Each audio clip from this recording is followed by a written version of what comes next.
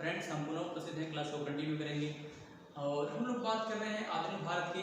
आधुनिक भारत में हम बात करेंगे उत्तरवर्ती मुगल शासकों की। आप जानते हैं कि 1707 ईस्वी में औरंगजेब की मृत्यु हुई और औरंगजेब की मृत्यु के साथ ही मुगल साम्राज्य का पतन प्रारंभ हो जाता है और धीरे धीरे अंततः जो है पूरा मुगल साम्राज्य पतन हो जाता है, मुगल साम्राज्य का तहस नहस हो जाता है। और कारण ये है कि 1707 में औरंगजेब की मृत्यु के बाद उसका पुत्र बहादुर शाह प्रथम शासक बना। बहादुर शाह जब तक था तब तक तो उसने सत्ता का वास्तविक रूप से प्रयोग किया।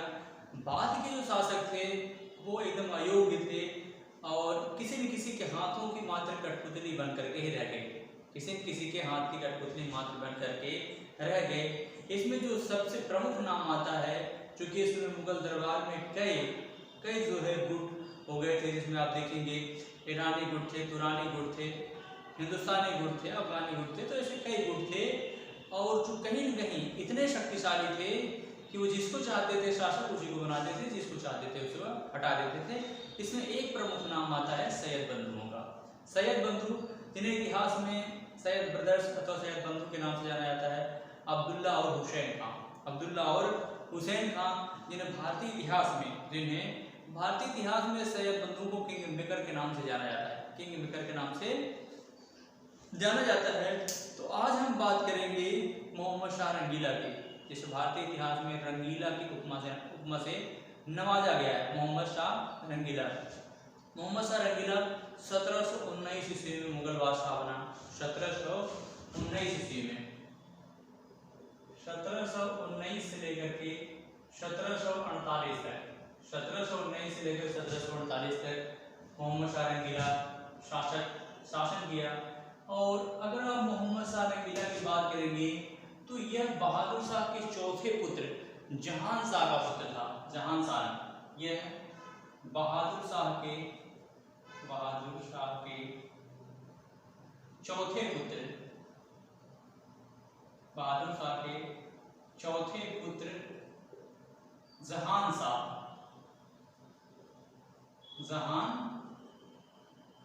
का पुत्र था। जहान शाह का पुत्र था।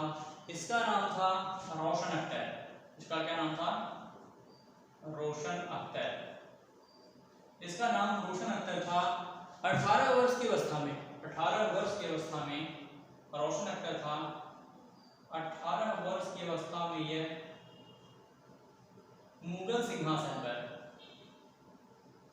18 वर्ष की अवस्था में यह मुगल सिंहासन पर सैयद बंधुओं के सहयोग से मुगल सिंहासन पर सैयद बंधुओं के सहयोग से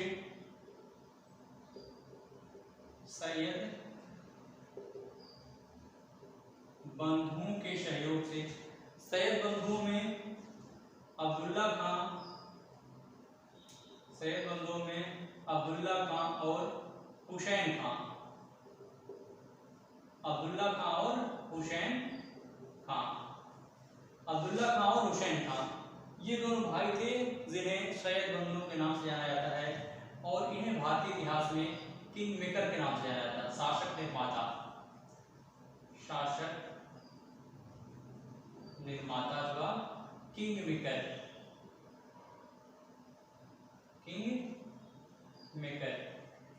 शासन निर्माता अथवा किंग मेकर के नाम से जाना जाता है भारतीय इतिहास में। और ये शाही कठपुतलों को संकल्पबद्ध थे शासन कराने के लिए, शाही कठपुतलों को संकल्पबद्ध थे शासन कराने के लिए। और इन्होंने जब अगर आप देखेंगे तो फर्रुखसियर, रफीउद्दौला, रफीउद्दौला और मोहम्मद शाह रंगीला को शासक बनाया, जिसे भारतीय इतिहास में किंग मेकर के नाम से जाना जाता है। हालांकि मोहम्मद शाह रंगीला इनका उतना विश्वास पात्र साबित नहीं हुआ और उसने क्या किया, उसने इनसे छुटकारा पाने का वो उपाय ढूंढने लगा। और इसी संदर्भ में बादशाह के नए मित्रों में चिनकिलिस खान निजाम मुल्क इनका नया मित्र हुआ, जो योग्य था। चिनकिलिस खान निजाम मुल्क बादशाह का नया मित्र चिनकिलिस खान चिंकिलिस खां, जिसे निजाम, जिसे चिंकिलिस खां अथवा इसको निजामुल भी कहा जाता है। चिंकिलिस खां अथवा निजामुल मुल्क, चिंकिलिस खां अथवा निजामुल मुल्क के नाम से भी जाना जाता है। हालांकि मोहम्मद शाह रंगीला शासन प्रशासन निष्क्रियता के कारण, शासन प्रशासन में निष्क्रियता के कारण इसे रंगीला के नाम से जाना जाता था, रंगीला के नाम से जाना जाता था। और इसके समय सूरा और सुंदरियों का एक अलग वर्ग तैयार हो गया था। सूरा और सुंदरियों का एक अलग से एक वर्ग तैयार हो गया था मोहम्मद शाह के समय। और इसके शासन प्रशासन निष्क्रियता के कारण इसे रंगीला की उपमा से नवाजा गया। इसका मूल नाम रोशन अख्तर था। 18 वर्ष की अवस्था में सैयद बंधुओं के सहयोग से यह मुगल शासक बना, जो कि बहादुर शाह के चौथे पुत्र जहान शाह का पुत्र था। मूल नाम इसका रोशन अख्तर था। ठीक है। इसके समय में सैयद बंधुओं की गलत नीतियों के कारण उनकी छवि काफी खराब हुई। सैयद बंधुओं की गलत नीतियों के कारण उनकी छवि काफी खराब हुई और सैयद बंधुओं के जुए को अपने कंधे से उतार फेंकने के लिए मोहम्मद शाह रंगीला ने एक षड्यंत्र रचा और एक तुरानी सैनिक हैदर खां,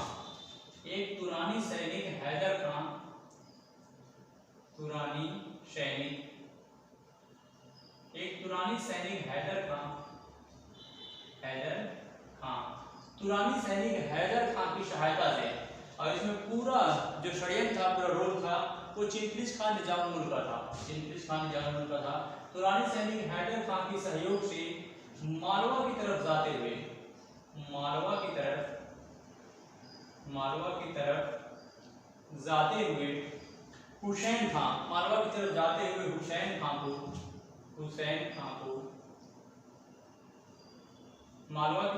हुसैन खां को 1720 ईस्वी में हत्या कर दी। 1720 ईस्वी में छुरा भोग करके हत्या करवा दी। 1720 ईस्वी में सैयद बंधुओं में हुसैन अली खां मालवा की तरफ जा रहा था और पहले से ही षड्यंत्र रचा गया था और षड्यंत्र का शिकार हुसैन अली खां हुआ। मालवा की तरफ जाते हुए तुरानी सैनिक हैदर खान ने छुरा भोग की हत्या कर दी। अब चूंकि जब हुसैन खां की हत्या हो गई तो अब्दुल्ला अकेला बचा, लेकिन अब्दुल्ला ने जो है अपनी शक्ति को पुनर्संगठित करने का प्रयास किया और उसने क्या किया कि उसने रफी उस शान का एक पुत्र था जिसका नाम था मोहम्मद इब्राहिम। उसने रफी उस शान का पुत्र मोहम्मद इब्राहिम, उसने रफी उस शान के पुत्र मोहम्मद इब्राहिम को पुनः, यानी मोहम्मद शाह रंगीला को हटा करके मोहम्मद इब्राहिम को वह पुनः जो है शासक बनाना चाहा और शक्ति को नियंत्रित करने का प्रयास किया। किंतु नवंबर 1720 ईस्वी में नवंबर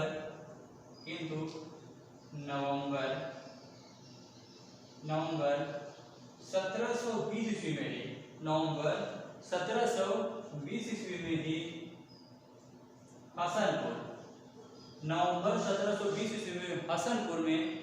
नामक एक प्लेस है, हसनपुर में यह पराजित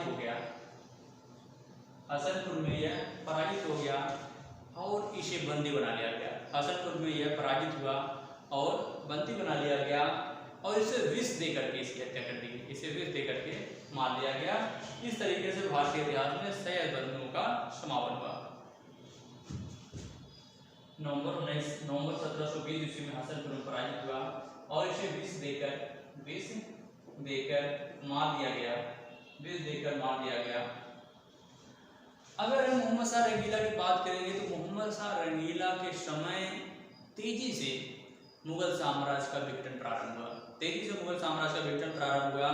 इसके समय कई ऐसे महत्वाकांक्षी शासक थे, महत्वाकांक्षी सरदार थे जिन्होंने अपनी स्वतंत्र सत्ता स्थापित कर ली, जिसमें आप देखेंगे तो फिर बंगाल की अलग सत्ता स्थापित हो गई।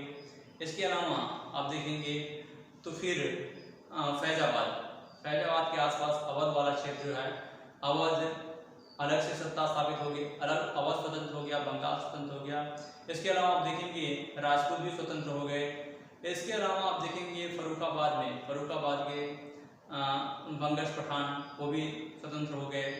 कटिहार रोहिला सरदार रामपुर वगैरह वाले क्षेत्र में ये लोग भी स्वतंत्र हो गए। इसके अलावा चिनकिज खान निजामुल मुल्क हैदराबाद में इसने जो है दक्कन में स्वतंत्र हैदराबाद की स्थापना 1724 ईस्वी में की। इस तरीके से जो है मोहम्मद शाह रंगीला के समय तेजी से मुगल साम्राज्य का विघटन प्रारंभ हुआ। ठीक है, इतना नोट कर लीजिए, इसको नोट कर लीजिएगा। अगर हम देखेंगे इसके समय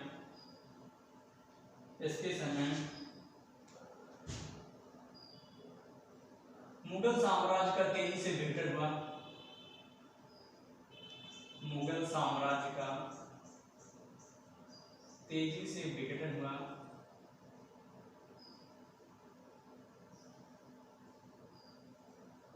मुगल साम्राज्य का तेजी से विघटन हुआ और कई महत्वाकांक्षी सरदारों ने अपनी स्वतंत्र सत्ता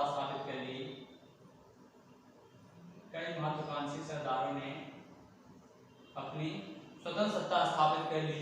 जिसमें आप देखेंगे भरतपुर और मथुरा के, जिसमें आप देखेंगे तो भरतपुर और मथुरा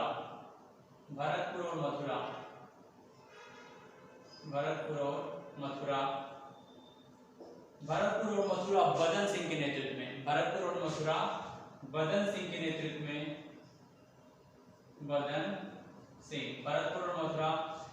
सिंह के नेतृत्व में स्वतंत्र हो गया।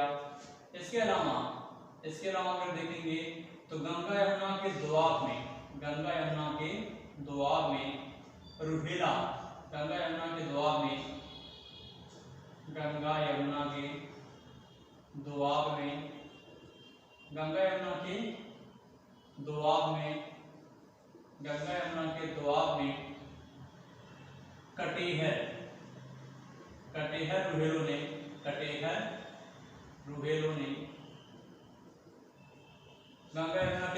कटिहार रुहेलों ने अपनी स्वतंत्रता स्थापित कर ली। इसके अलावा अगर आप देखेंगे तो फर्रुखाबाद के बंगश नवाब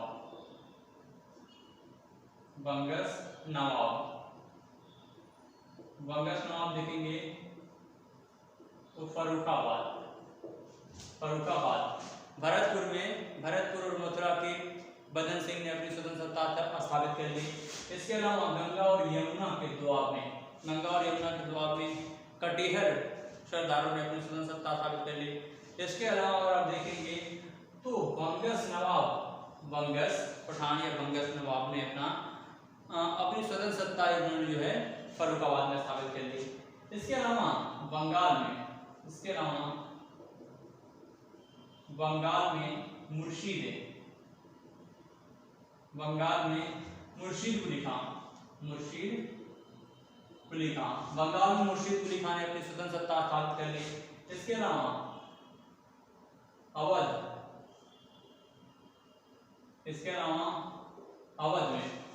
अवध में जो है इसने इसी के समय अवध में स्वतंत्र प्रांतीय राज्य की स्थापना हुई, जिसका संस्थापक था सादत खान। इसका संस्थापक कौन था? सादत खान था। ये वही शहादत खान है जब 1739 ईस्वी में नादिर शाह का भारत पर आक्रमण हुआ था। नादिर शाह जिसे ईरान का नेपोलियन कहा जाता है, तो नादिर शाह का भारत पर आक्रमण हुआ था। तो नादिर शाह ने जो है 1739 ईस्वी में नादिर शाह और मोहम्मद शाह के बीच करनाल में युद्ध हुआ। उस युद्ध में मोहम्मद शाह की पराजय हुई और फलस्वरूप जो है चिनकिज खान निजामुल मुल्क ने मध्यस्थता की और युद्ध हार जाने के रूप में मोहम्मद शाह ने 30 लाख रुपया जो है देना स्वीकार किया। 30 लाख रुपया इसको नादिर शाह को देना स्वीकार किया, किंतु बाद में जो है यह मीर बख्शी बनना चाहता था। बाद में जो है यह सादत खां मीर बख्शी बनने के उद्देश्य से यह नादिर शाह से मिला और उसने कहा कि अगर आप दिल्ली पर आक्रमण करेंगे तो 20 लाख नहीं, 20-30 लाख नहीं, आपको 30 करोड़ मिलेगा, आपको 30 करोड़ मिलेगा। और फलस्वरूप जो है यहीं से नादिर शाह नहीं तो यहीं से करनाल से ही वापस लौट जाता, वह जो है ईरान वापस लौट जाता नादिर शाह। वह दिल्ली में प्रवेश किया और दिल्ली में एक विजेता के रूप में उसका स्वागत हुआ। और विजेता के रूप में स्वागत के साथ साथ दिल्ली की कुछ जनता ने उसके कुछ सिपाहियों की हत्या कर दी, जिससे क्रोधित नादिर शाह ने नरसंहार की छूट दे दी, पूरी खुली छूट दे दी।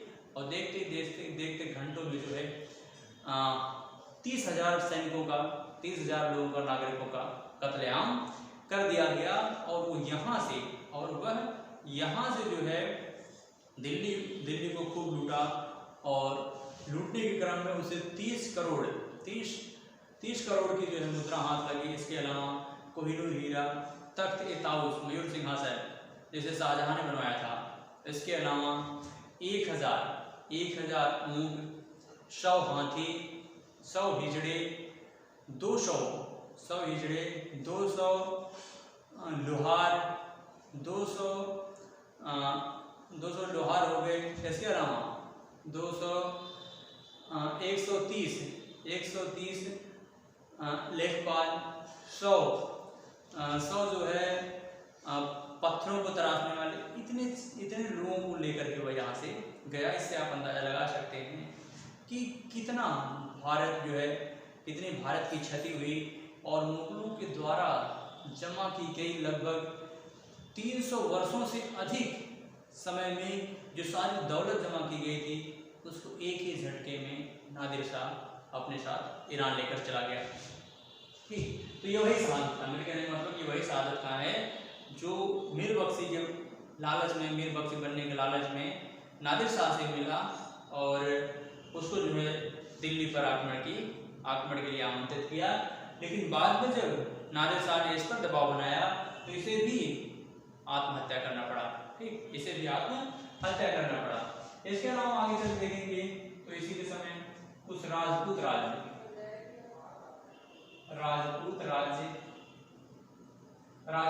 भी स्वतंत्र हो गए, कुछ राजपूत राज्य भी स्वतंत्र हो गए, जिसमें आप देखेंगे तो मारवाड़,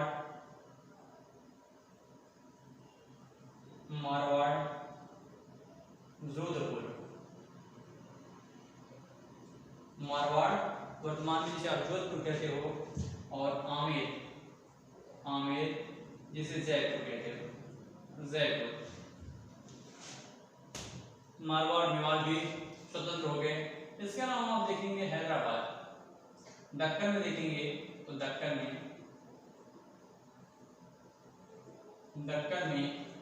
स्वतंत्र हैदराबाद की स्थापना चिंगिस खान निजामुल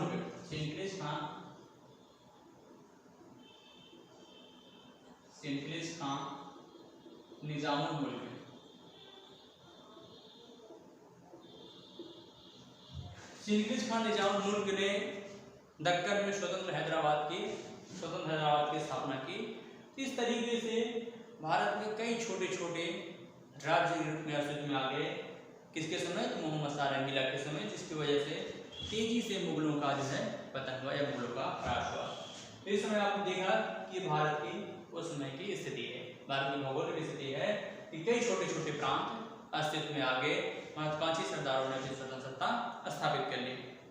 अब इसके अलावा देखेंगे तो मोहम्मद शाह रंगीला अंतिम मुगल बादशाह था जिसने भारत से हमेशा के लिए जजिया कर समाप्त कर दिया है।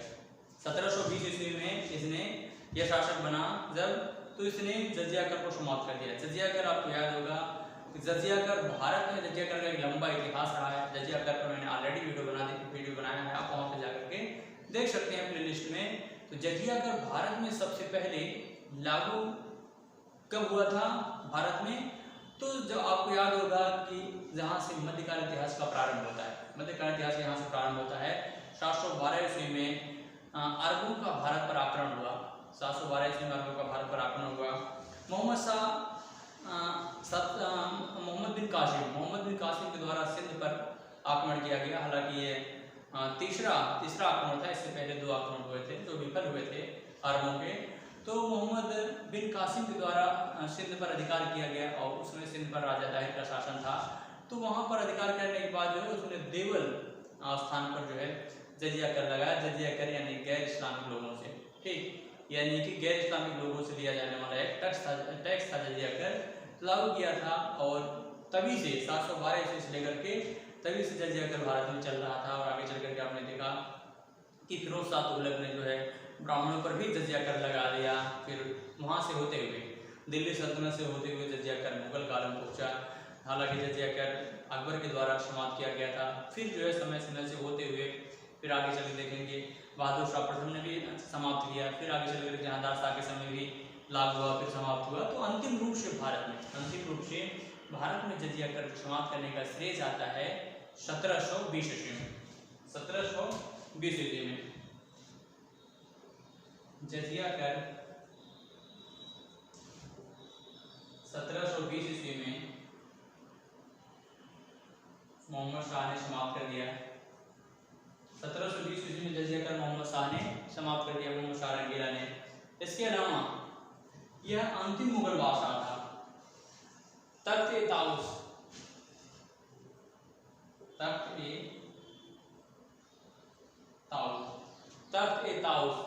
मयूर सिंहासन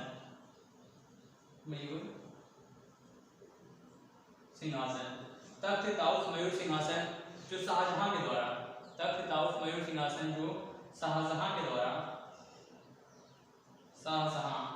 मुगल बादशाह शाहजहां के द्वारा तख्त-ए-ताउस बनवाया गया था। तो तख्त-ए-ताउस पर बैठने वाला अंतिम मुगल बादशाह कौन था?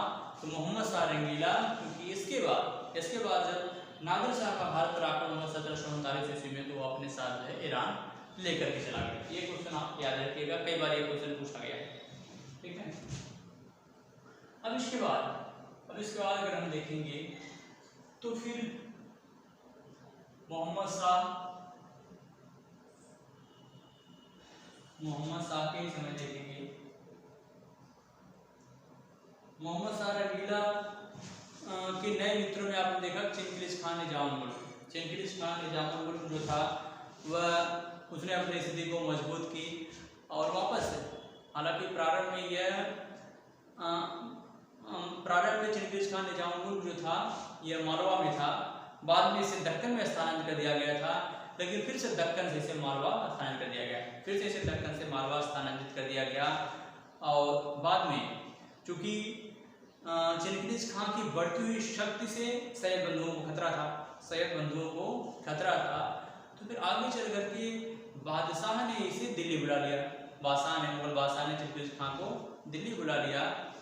और किंतु दिल्ली में बादशाह की निष्क्रियता और राज दरबार में चल रहे षड्यंत्रों की वजह से जो है ये वापस कहाँ चला गया? वापस चला गया ये दक्कन चला गया। दक्कन में अपनी स्थिति को यह मजबूत किया। किंतु दक्कन का मुगल सूबेदार जो था वो मुबारिज खां था।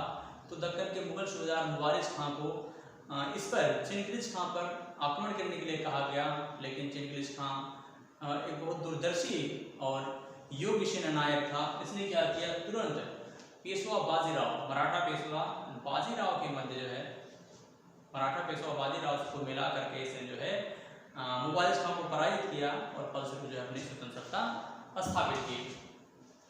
इसके बाद देखेंगे तो इसी के समय मोहम्मद शाह रंगीला के समय ही 1739 ईस्वी में नादिर शाह का आक्रमण हुआ। नादिर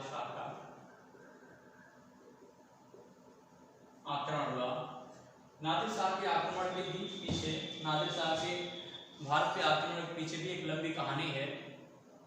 अगर हम बात करेंगे, चूँकि नादिर शाह 1737 ईस्वी में जब ईरान की सत्ता पर काबिज हुआ, तो चूँकि मुगलों और फारस के साथ एक लंबे समय तक संबंध रहे थे, एक दूसरे के दूत आदान प्रदान होते थे, तो अचानक जो है इसके द्वारा सत्ता पर अधिकार करने की वजह से मुगलों ने इसके साथ सारे संबंध अपना विच्छेद कर दिए,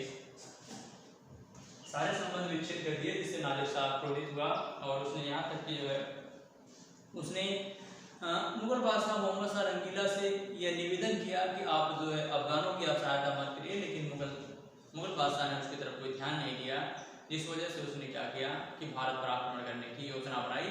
लेकिन इसके अलावा भी भारत पे आक्रमण करने का उसका एक और उद्देश्य था, वो भारत की दौलत को भी लूटना चाहता था। भारत के यानी कि भारत की समृद्धता से भी वह कहीं न कहीं आकर्षित था, इस वजह से भी वह भारत पर आक्रमण करना चाहता था, जिस वजह 1739 ईस्वी में उसने आक्रमण किया। और इससे बेखबर मोहम्मद शाह को जब इस बात की जानकारी हुई तो उसने जो है विशाल फौज लेकर के वह करनाल हरियाणा में पहुंचा 1739 ईस्वी में करनाल में मोहम्मद शाह और नादिर शाह के मध्य भयंकर युद्ध हुआ, जिसमें मोहम्मद शाह पराजित हुआ और करनाल में 1747 ईस्वी में करनाल में युद्ध हुआ। मोहम्मद शाह पराजित हुआ मोहम्मद शाह पराजित हुआ और युद्ध हार जाने के रूप में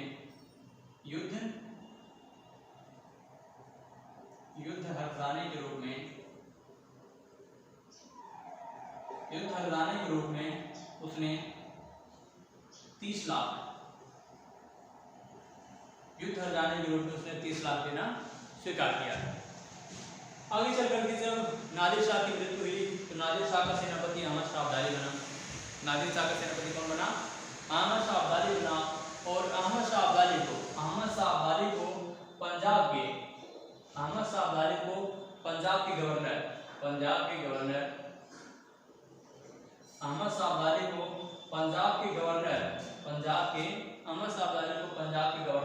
आमंत्रित किया। पंजाब का सूबेदार शहनवाज खां था। पंजाब का गवर्नर शहनवाज खां था और उसने जो है अब्दाली को भारत पर आक्रमण करने के लिए आमंत्रित किया। हालांकि अब्दाली का भारत में कुल 7 बार आक्रमण हुआ था।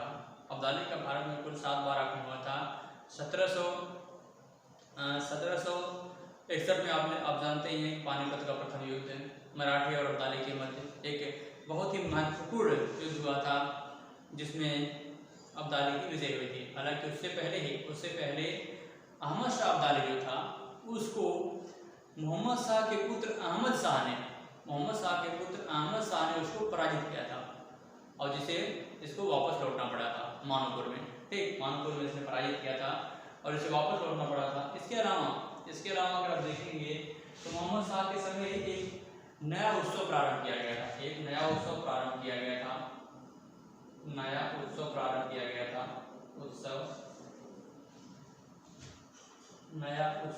किया गया था जिसे फूल वालों की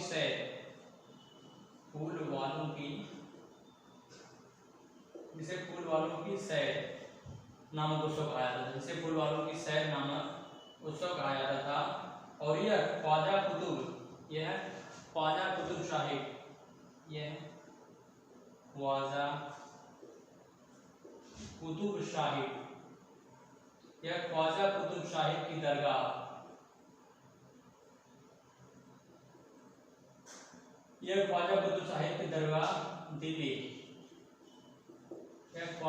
साहिब की दरगाह दिल्ली में आयोजित